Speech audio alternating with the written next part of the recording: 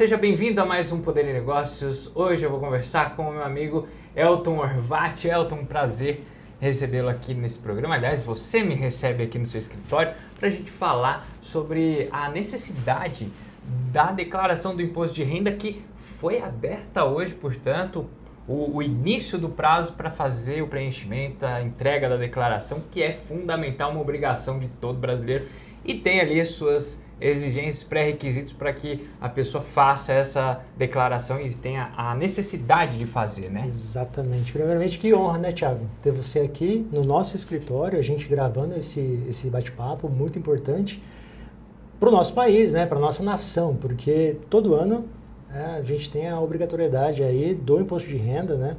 E eu acho que é importante a gente falar sobre algumas necessidades, o que mudou, o que deixou de ser obrigatório e tirar alguns pontos aí de dúvidas, né? Porque todo ano tem algumas dúvidas aí que eu acho que é importante a gente sanar logo agora. Hoje é o primeiro dia, estamos começando aí, né, a declaração de imposto de renda e eu acho que o objetivo é isso, é sanar todas essas dúvidas e a gente conseguir aí ser uma fonte de conteúdo aí para quem for fazer por si próprio a declaração de imposto de renda. Muito bem, hoje começa, portanto, o prazo, ele é de 2 meses aproximadamente.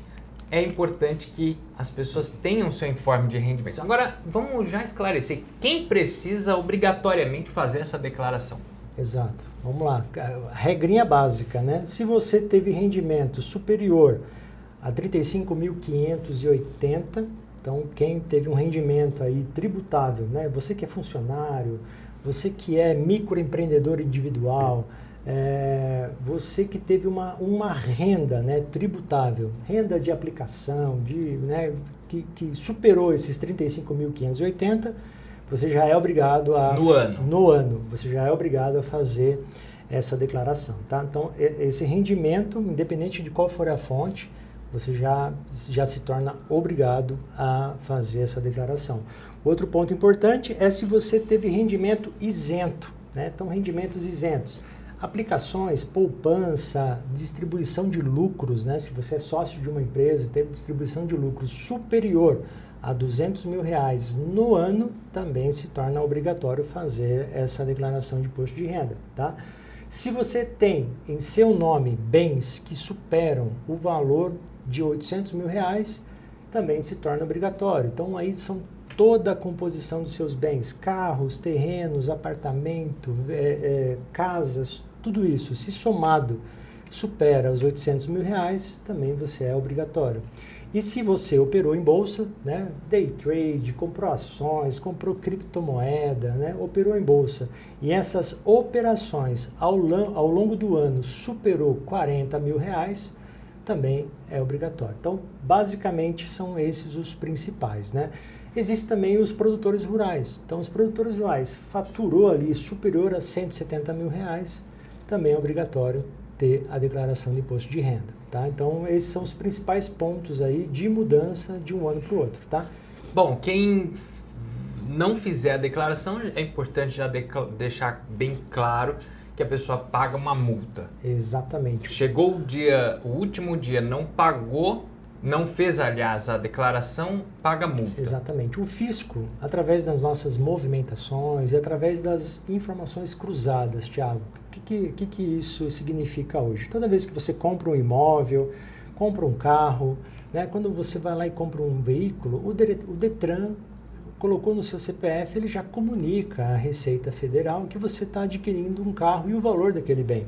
Então, não adianta só o Detran informar, você também precisa informar. Então, por isso que nós chamamos isso de cruzamento, né? Então, o fisco ele já tem as informações do Detran, dos planos de saúde, de todas as operadoras de cartão de crédito, até do seu Pix, por mais que o governo fale que não, mas todas as transações no Pix hoje já são 100% fiscalizadas. Então, ele já sabe tudo que circulou ali de movimentação de rendimentos, né, no seu CPF. Então, ele fica aguardando você fazer essa declaração. Então, o próprio nome já diz, né? Você tem que declarar aquilo que você tem e possuiu ao longo do ano de 2025. Se você não declarar, e ele sabendo que você era obrigatório você declarar, você vai ter uma multa ali em torno de R$165. Por tá? dia? Por mês, né? Por não ter entregue, tá? Porém, vai ter uma multa ali por dia e por mês de juros e multa compensatória, caso a sua declaração tenha algum imposto a ser pago. Então, se você deveria ter pago o imposto e não pagou, aí por dia você vai ter uma multa ali compensatória por dia, né, na hora que você for entregar a sua declaração. É aquela história, a pessoa já procura um contador porque é um negócio que dá trabalho, é difícil de fazer. Agora, tem gente que consegue ainda fazer, pessoas que recebem o informe de rendimentos da empresa, ela não faz tanta movimentação, ela consegue, por meios próprios, acessar o aplicativo da Receita Federal e fazer a declaração. Agora, Sim.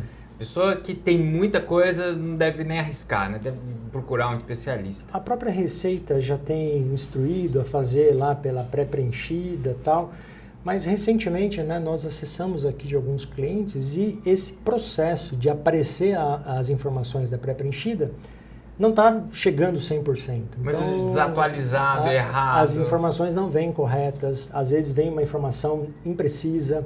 Então você não precisa, você não pode confiar 100% naquelas informações. Pegou a pré-preenchida, tem que avaliar, Exato. tem que analisar, ver se está tudo certo. E os números são...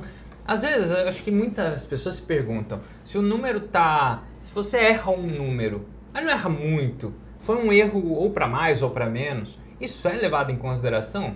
Olha, Thiago, existe sim uma margem ali de tolerância da Receita, nós não sabemos qual é esse percentual, mas se está dentro dessa margem, não há nenhum tipo de penalidade. Saiu tá? dessa margem, Saiu cai na dessa malha margem, fina? você já cai na malha fina. Tá? Você inventou algum tipo de despesa, antigamente era muito natural isso, as despesas eram comprovadas através de documentação física, né? Então você tinha lá muitos papéis, hoje em dia não. Hoje em dia a despesa ela é comprovada através da transação financeira, né? Uma nota fiscal ela é paga através de um Pix, através de um débito, através de um cartão, e tudo isso já foi monitorado, já foi fiscalizado, né? Então não tem como você mais inventar despesas, né? Então antigamente era muito natural as pessoas inventarem despesas e ainda cai na malha fina por isso, né? A tentativa de inventar que você diz despesas é de embutir lá despesas, por exemplo, médicas, para ter dedução. Para ter dedução e poder recuperar a parte do imposto que já foi pago. Sim. Ou tentar reduzir o imposto que vai ter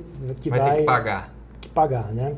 Então, o que eu recomendo? Nunca invente nenhum tipo de despesa que não seja real. Agora, foi até um consultório médico, pagou uma consulta, pagou Exato. alguma questão assim de saúde, Exato.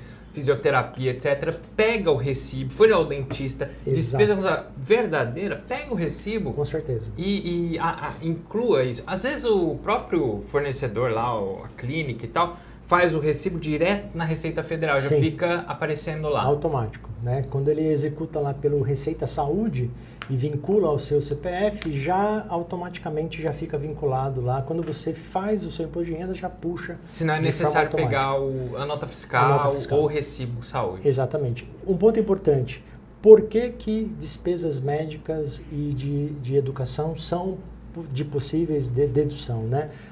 De acordo com a nossa Constituição, né, esses direitos são direitos nossos, né, como cidadão, né? Então, se o governo não conseguiu te prover disso e você teve que arcar, teve que pagar ali por um plano de saúde, por uma despesa médica, né, por uma assistência médica, ou até por uma questão de educação, essas despesas têm um teto. Então, despesas de educação têm um teto. Por dependente, tem um limite. Mas despesas de saúde não. Então ela não tem um teto. Então por isso que despesas de saúde ela é dedutível o máximo que você tiver ali de despesas, né? Então por isso que é importante você ter esses recibos, essas notas fiscais, porque são elas que conseguem ali deduzir o seu imposto. Agora, uma dúvida que muita gente tem com as questões de mudanças que a gente observou ao longo dos últimos meses, que o governo passou a isentar pessoas com ganhos até R$5.000 por mês do imposto de renda. Mas é muita cautela e atenção, porque isso é para este ano que vigora agora, ou seja, 2026. Então, é necessário ainda que quem ganha até aproximadamente 3 mil faça a sua declaração referente ao ano de 2025. Exato. E ainda não está. E uma outra questão, aproveitando a sua resposta, que você vai dar a seguir. No ano que vem, quem ganhar, por exemplo, até 5 mil reais e não passar disso, essa pessoa é isenta, ela vai precisar declarar em 2027, por exemplo? Legal. Vamos responder então. Ou ela não precisa declarar, porque ela já é isenta? Legal. Respondendo então desse ano, né? Em 2026, nós declaramos referente a 2025, tá? Em 2025, a regra era quem ganha ali em torno de 2.900 e alguma coisa é obrigatório. Então, o que é esse 2.900 e alguma coisa? É os 35.550 dividido por 12. Então, quem ganhou nessa renda mensal é obrigatório declarar, né? Até 2.950, 2.960, algo parecido disso, tá? A partir do ano que vem, quem optar pela dedução simplificada, então tem uma questão importante aí que o governo não deixa muito claro, Thiago. Se você optar pela simplificada, você não vai poder utilizar as suas despesas para poder deduzir. Então, não adianta eu ter lá as despesas se eu optar pela simplificada, porque eu vou ser isento de imposto de renda. Então, eu já optei pela simplificada sabendo que eu não vou passar do teto.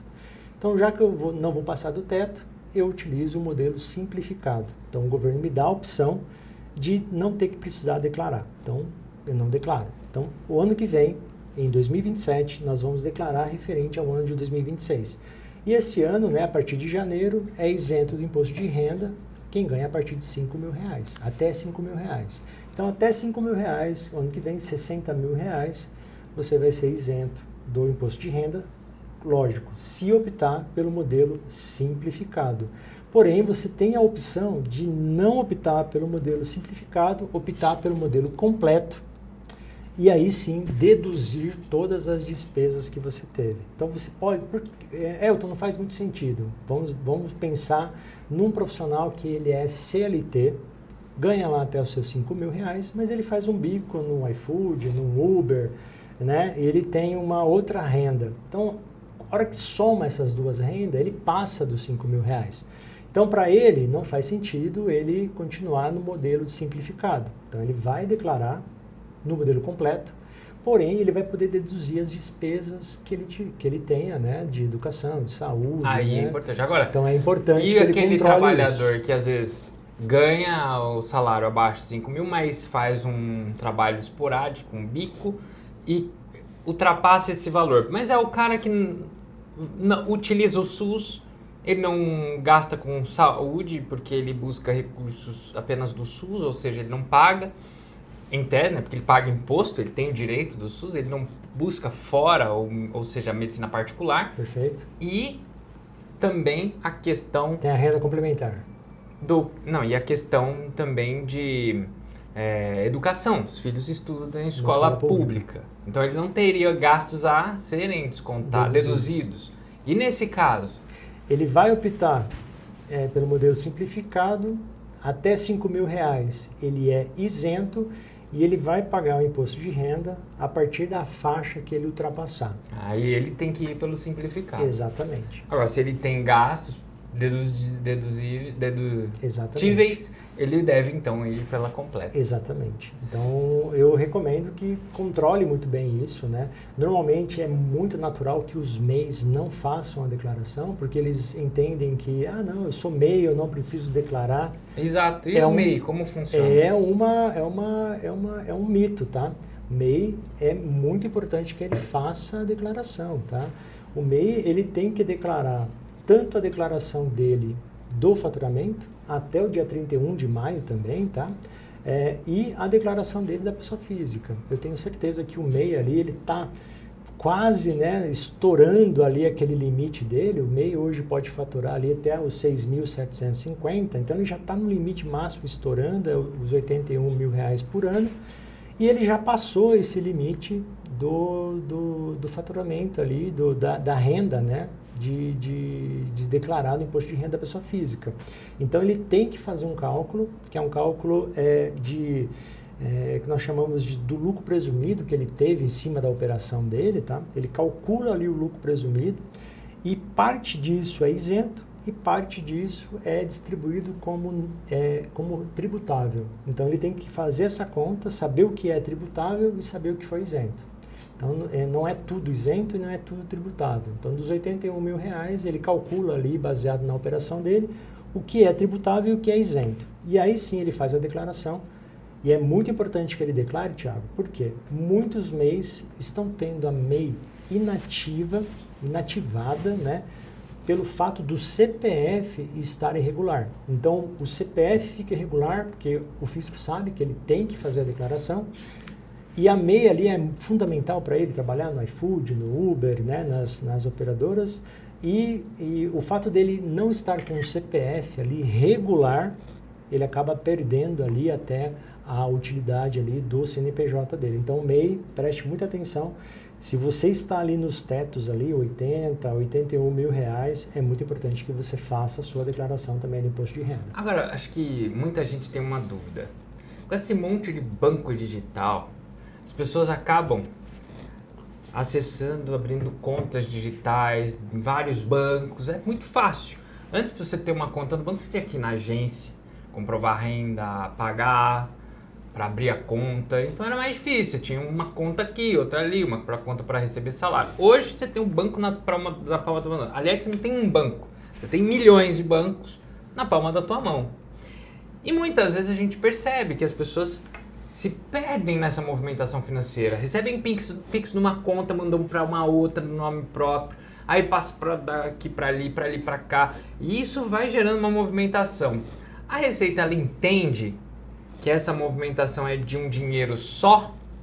Ou ela vai achar que isso é uma coisa muito... Porque às vezes você movimenta 3 mil reais, mas na verdade é R$1.000 que você passou por 3 contas, um exemplo.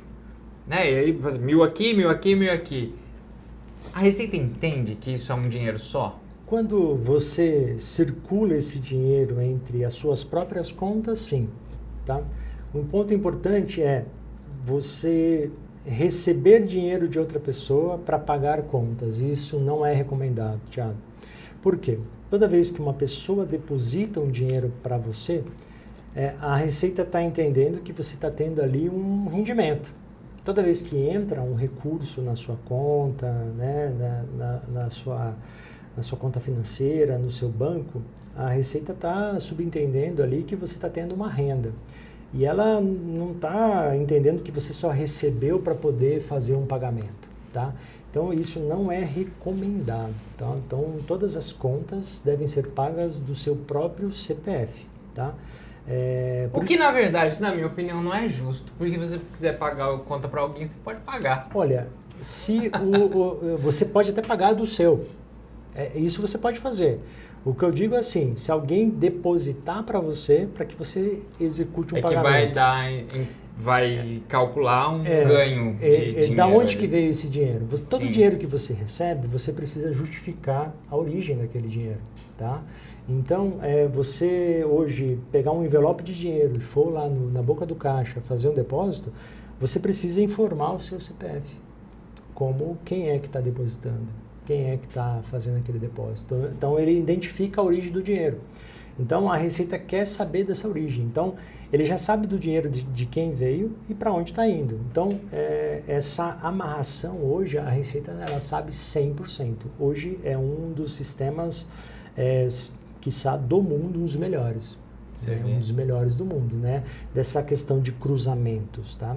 Eu digo que a Receita do Brasil está muitos anos na frente de países como Estados Unidos, como Canadá, como alguns países da Europa, pelo fato da gente ter investido muito nessa questão de cruzamentos na questão de tributária, né?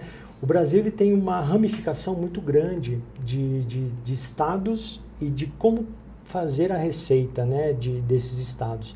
Então, ela teve que criar uma plataforma de fazer e tudo isso funcionar muito bem.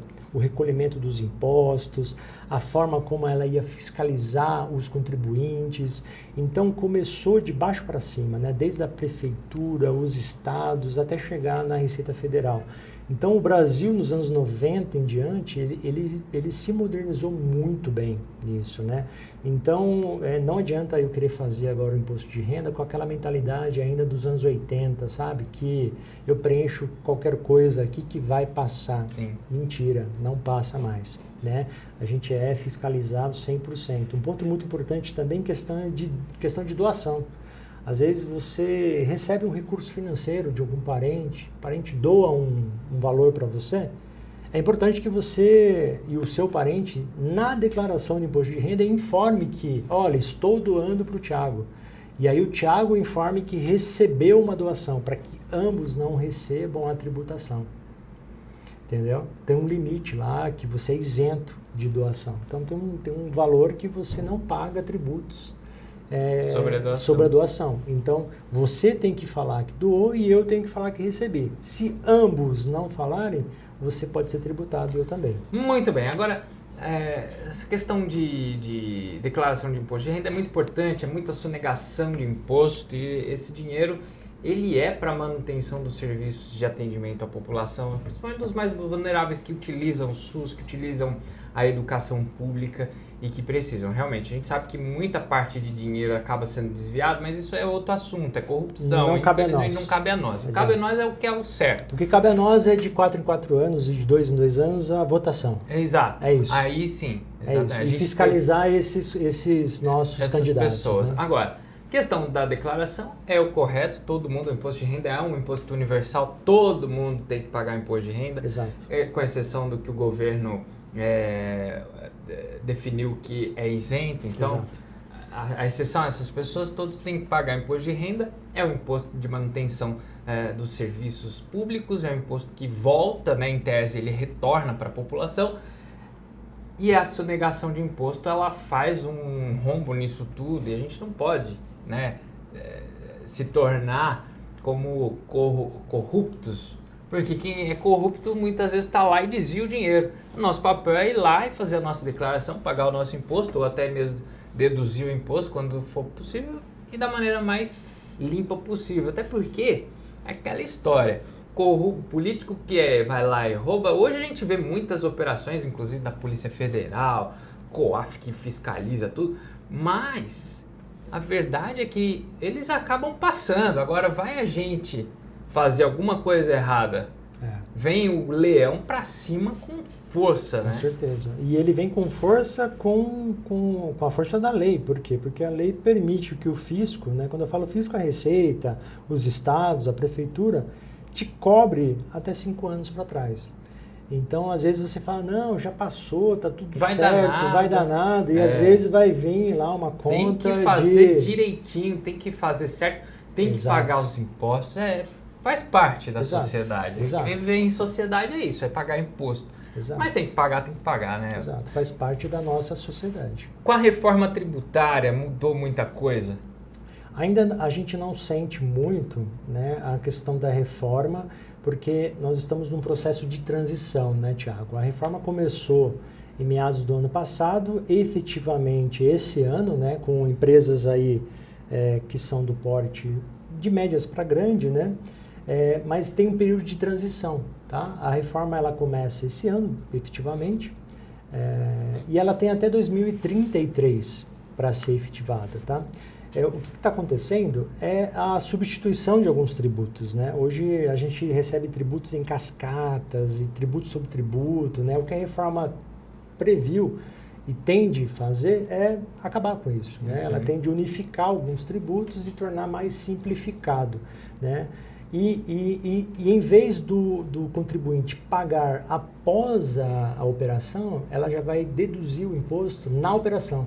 Então a sonegação vai ser zero. Sim. Por quê? Porque eu emiti a nota, já vai ter lá o imposto deduzido automaticamente. O fisco já vai deduzir o valor da nota automaticamente. Né? Então, tende a... Isso já acontece parcialmente em alguns casos. Já acontece parcialmente. Né? E isso vai ser para tudo. Né? E um outro ponto muito importante que eu vi como uma vantagem da reforma tributária é fazer a união dos estados. Né? Hoje os estados, cada um tem uma alíquota, cada um trabalha de um jeito, cada um tem uma guerra fiscal pelas empresas, por dar um benefício e tal. A reforma quis acabar com isso e falou, olha, aqui vai ser tudo igual, né? Espero que continue assim nos próximos anos, né? Mas olha, espero que continue assim. Conversando com muitos juristas, a gente percebe que a coisa não vai tão bem assim. Vamos torcer para que continue, que não mude muitas coisas, porque ela veio para tornar o processo mais simples. Aliás, você simplificar é meio difícil até falar, porque eu falo com base no que eu escuto dos juristas que a gente conversa a respeito de que como que você... É uma reforma que veio com essa questão de simplificar, mas ela precisa de 1 ano ou quantos anos para testar e ver a facilidade que ela é. Se fosse algo realmente fácil, não precisaria de tanto tempo assim. É como se fosse um carro em alta velocidade, né? O Brasil tem um processo de arrecadação muito grande, né?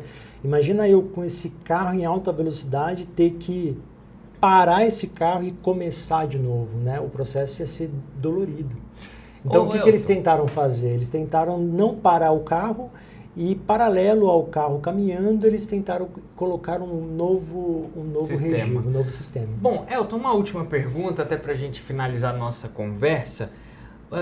As bets tomaram conta aí, os jogos virtuais, e também tem imposto para quem ganha nas bets. Perde muito... Paga imposto do que ganha. Sim. Mas o imposto é menor, né? O imposto é menor e é o imposto sobre o rendimento. Né? É o mesmo imposto de quem está trabalhando aí, está recebendo na CLT, no iFood, né?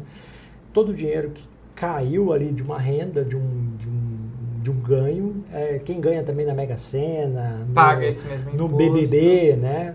Tanto que o valor do BBB é bem maior, né? O valor que eles divulgam ali já é o valor deduzido do imposto de renda, né?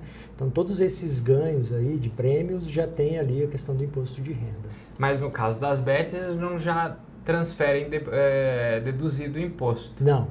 Tem que pagar depois. Você vai tem que entrar pagar, como... Você declara que você recebeu, né, como uma renda. Mas também tem uma taxa que é isenta, né? Isso. Então você entra na mesma tabela, Thiago, da isenção ali da tabela do imposto de renda. Esse ano até R$5.000 é isento. Superou R$5.000 já começa a ser tributado. Tá certo, Elton. Muito obrigado pelas informações. É bom que as pessoas já se adiantem aí, já comecem a fazer suas declarações, até porque quem cedo declara, se tiver restituição, vem mais cedo também. Exato, já começa o primeiro lote em maio já, né? Olha aí. Então já tem o primeiro lote em maio e aí são 8 lotes. E muitas vezes a Receita acaba sempre antecipando. Com certeza. Paga tudo antes do prazo final. Com certeza. Então por isso, se você quiser fazer de forma certa, procure um profissional.